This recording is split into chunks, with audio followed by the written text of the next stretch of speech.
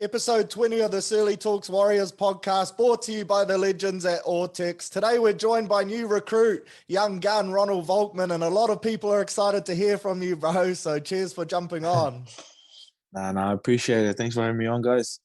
And the boys are back in New Zealand for the Storm game this weekend. Before you came across for the Tigers game, had you been to NZ before, or was that your first trip over here? No, I've been here a few times. I had family here that stayed in New Zealand and still staying in New Zealand now. So yeah, I've been here a couple times. Oh yeah, because Shaun mentioned a few of the Aussie lads didn't know we had beaches here in New Zealand, so I'm guessing that wasn't you. I still believe there's no beaches here. I haven't seen a good beach here.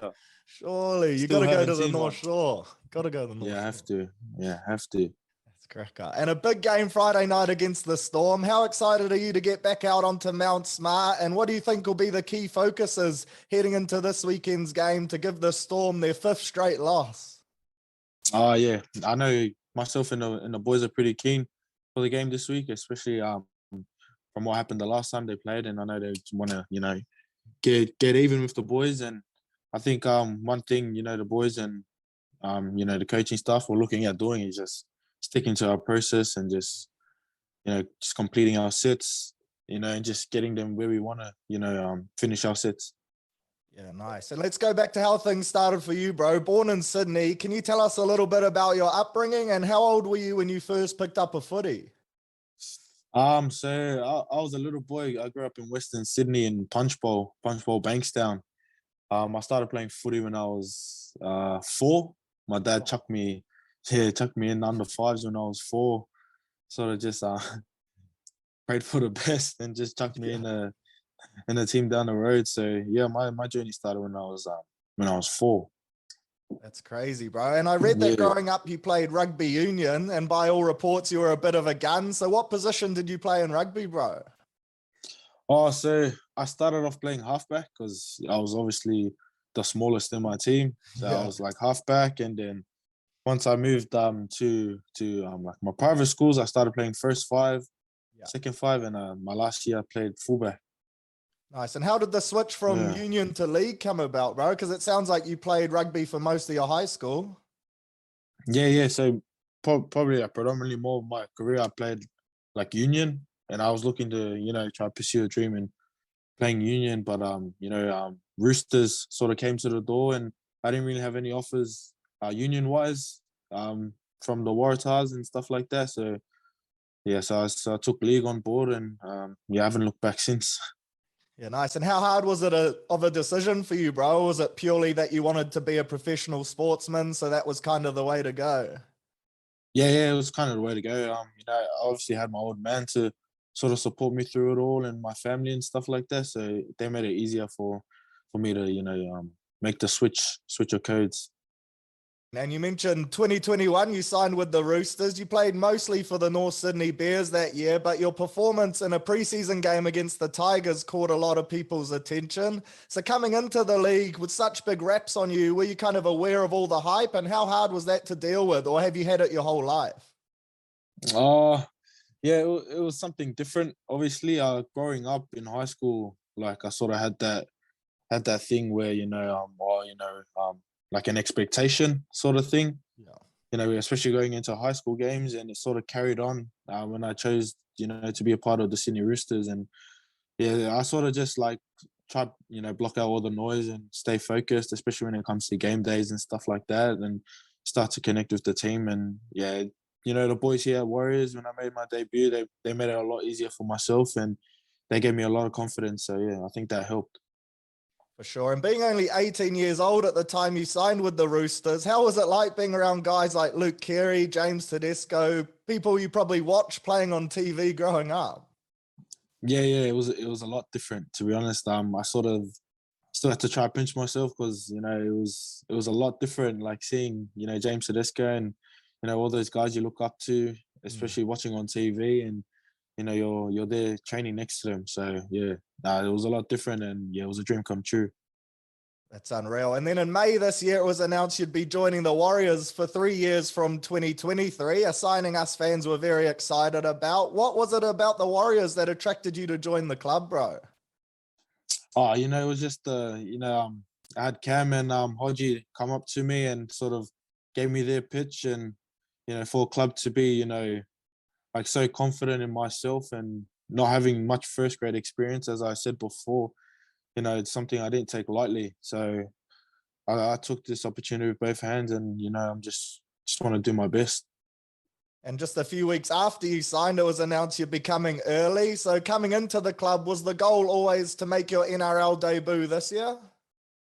Nah, not necessarily. Because I always set goals for myself before the year starts during preseason, and it was sort of just to build my game around players like James Tedesco and Kiri, and sort of just doing my trade around those guys and building my game a bit further. And then once I got released to come to the Warriors a bit earlier, I sort of was a bit happy as well, because then I can learn around other guys like SJ. You got Stacey Jones there as well. You got Reece Walsh at the back. There's just a lot of experience there. So not necessarily I thought I would, going towards a debut, but I got it early, and yeah, so I haven't sort of looked back ever since as well. So yeah. Yeah, that's unreal, bro. And that debut came in round 15 at Redcliffe against the Panthers. How did you find out you're going to be making your debut, bro? And how special of a moment was that for your family? Because I think we saw some images of your old man in tears in the crowd. That was unreal to see. Yeah, 100%. I got the call from Stacey.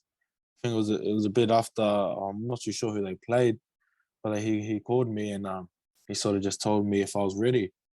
And I was like, "Oh, are you are you sure?" He goes, "Yeah, are you ready?" And I was like, "Yes, I'm ready." And then he just said, "Oh, you'll be making your debut this week." So I sort of kept it on the low. Obviously, I was full of emotion, so I just kept it to myself. And once I told my family and my partner and all my friends, broke the news to them, and everything got emotional. And from then on, during the week, I just I connected with my team, especially with the staff, and yeah, played on the weekend. And then obviously didn't get the result we wanted, but we started to build from there. And obviously the old man was very happy and very proud, even though he doesn't have much to say to myself after the games. But yeah, no, he was proud, and I could see that, and that's all I wanted to want to do, is make my dad proud. So yeah. Sure, that's always the goal. And on the game, bro, you debut against the Panthers, the defending champs, front runners for the comp. So a pretty tough start, but you certainly held your own. How was it playing your first NRL game up against the likes of Cleary and Luai, the New South Wales halves, and probably guys you've been watching again on TV, being a New South Wales fan? Yeah, 100%. Once I saw their team list come out, I was like, oh, like these guys aren't gonna rest anyone. Like, Yeah. so I sort of just saw the lineup, and I saw my age, and I was like in shock, and I was like, oh man, I'm gonna be like rushing these guys, like guys that I idolize, and stuff like that. So I sort of still had to pinch myself again, but then again, when it came to game day, they're just a team just full of class. They were strong. So I did my best to try to hold my own. I know the boys did too. So yeah.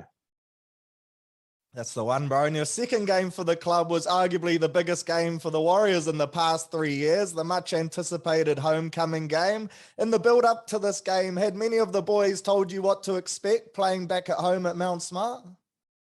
Yeah. So SJ came up to me and gave me a little a little brief of what to expect, at Mount Smart and stuff like that. So he was telling me all what to expect, and I didn't really, like, I underestimated it, to be honest. Once we walked out, and I couldn't even hear my footsteps walking onto the field, like it was that loud. And just to see everyone supporting the team that that we play for, the Warriors, and not being somewhere else, where other, like, some fans sometimes boo you when you walk out. Yeah, yeah. But to be supported by all of NZ, and just to see it at Mount Smart Stadium, like fully packed, was something I hold close to my heart, and forever. It's probably the best game that I've ever played it in my life.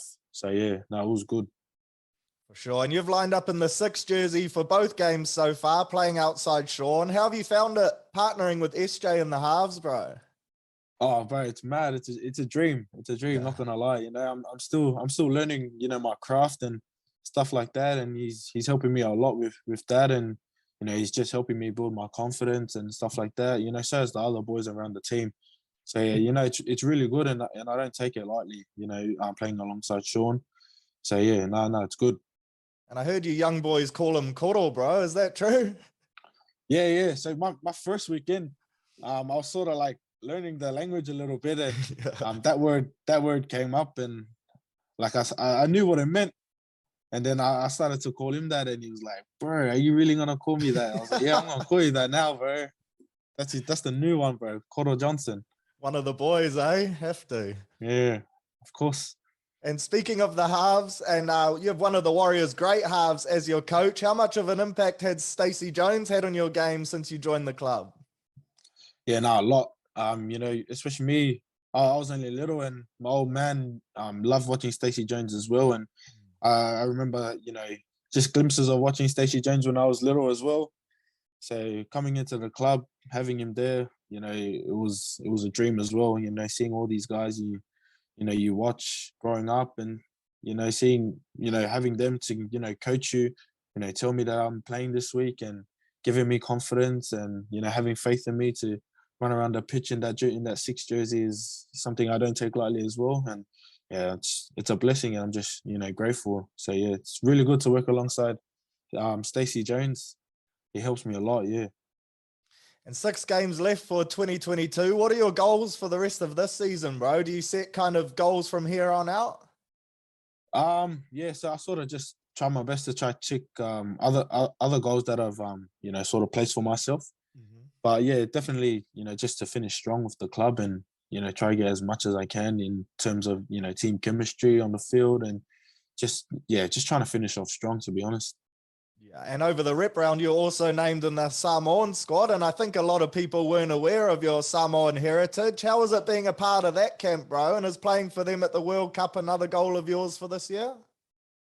Yeah, 100%. Being selected in a team that I don't only represent for myself, but it's more so for my family, especially for mum and dad, for them growing up in SAR.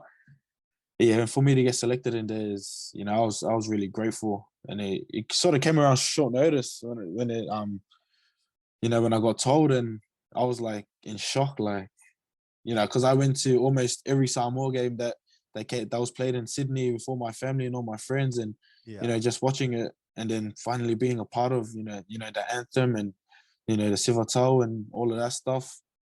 But it was mean, especially the whole week in camp. Knowing your culture, starting to learn your culture, and just having boys around you, that have that that same love, for the jersey, and especially for the country, is something that's unmatched. So yeah. Yeah, that's unreal, bro. And a few quick fire for you questions now, a bit more lighthearted. So who's your favorite player to watch in the NRL at the moment? That's a good one. Can be a few if you want. Probably I'd say Jerome Hughes. Yeah. Yeah, Jerome Hughes. I like watching Jerome Hughes. Obviously Munster, but he's mean. You could get Munster. a close look at both those two this week, eh? Oh yeah, I know. Hopefully not too close. Hopefully not too close. Yeah, that's especially if they're running at me. Yeah. Probably those guys. Yeah. Yeah, mean. And what's your favorite things to do outside of footy, bro? If you got the day off, what are you usually up to? It's more so, trying to spend time with my family, but being away from family, it's more PlayStation. I'm either on the PlayStation, or I'm out, going for walks or playing basketball. I love playing basketball. So yeah. What games do you jam on the PlayStation, bro? You a bit of a gun, or? Nah, I don't want to brag too much because I know the boys are gonna see this. So I play a bit of everything. 2K, Fortnite, yeah, all of that stuff. So yeah. Who's your go-to 2K team, bro? Oh, it's always me, Adam, Pompey, and Dejan Assi. Nice. Ashfrey, yo. Right there. And if you could play for any other professional sports team in the world, who would it be and why? Portland Trailblazers. Oh, Dame time, eh? Portland Trailblazers, yeah, Dame time. That's my guy.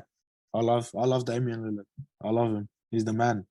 Right there. And do you have any weird like pre-game superstitions or rituals, bro? Is there anything you have to do on game day?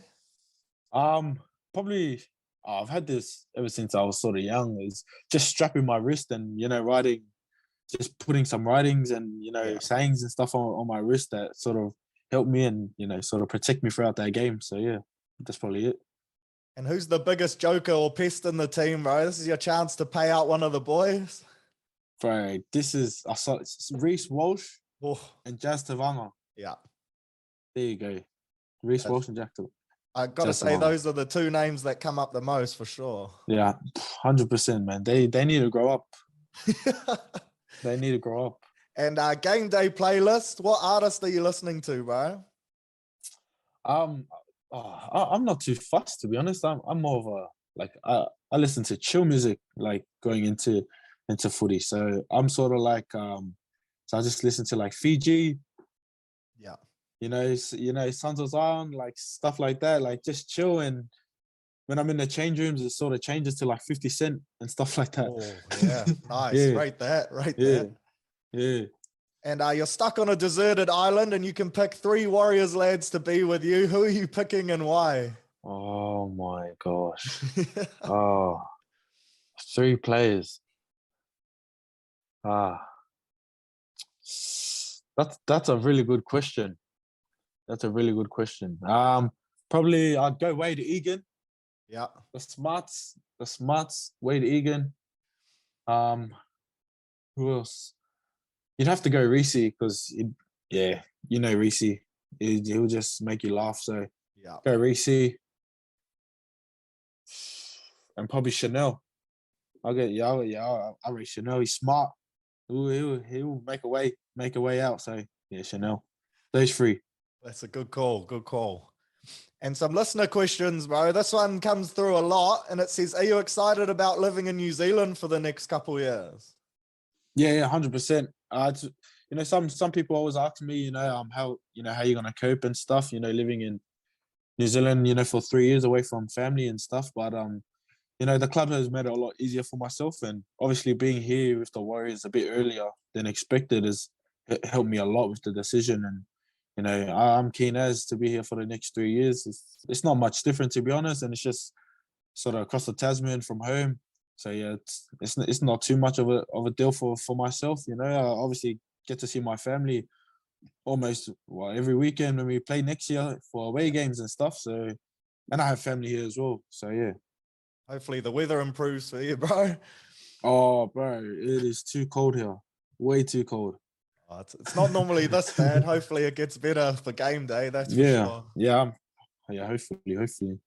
Next one's from Slow Jam Kings, and he says, "You're playing 6. Who would you pick to be your 7 out of the 2 SJs, Shaun Johnson or Stacey Jones?" Oh, you can't do that. Probably Shaun Jones. Oh, the combo. Shaun Jones. I guess it's hard, Because one's your halves partner and one's the coach, so there's no right answer, is there? Yeah, exactly. You got to be on your best behavior on that one. Smart call. The next one's from Tom Harris, and he says 7 or 6. Do you have a preference between the 2? Nah, not really. So, basically, whoever I'm playing with, we sort of have a discussion who plays on ball. So, yeah, I'm not too fast. I can sort of play both if I need to, but yeah, I don't mind. And who are your idols in league growing up? And is there anyone you'd like to model your game off now?